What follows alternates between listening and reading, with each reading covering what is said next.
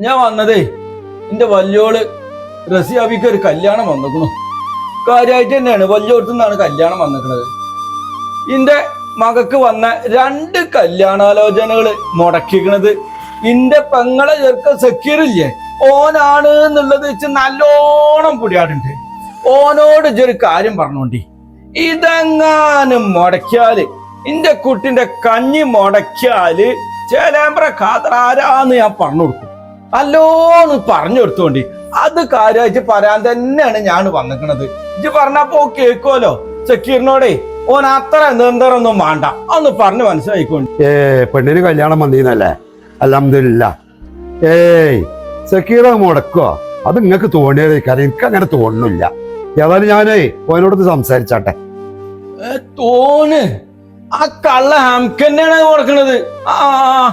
ഇന്ത്യക്ക് തെളിവുണ്ടല്ലോ. അങ്ങനെ തോന്നാറിനാണ്ടൊന്നും പറ്റൂല, ഓൻ തന്നെയാണ്. ഇനി എങ്ങാനും മുടക്ക അപ്പൊ ഞാൻ കാട്ടിക്കൊടുക്കാം. അത് പറഞ്ഞോണ്ട് എന്നാ ഞാൻ പറഞ്ഞത്.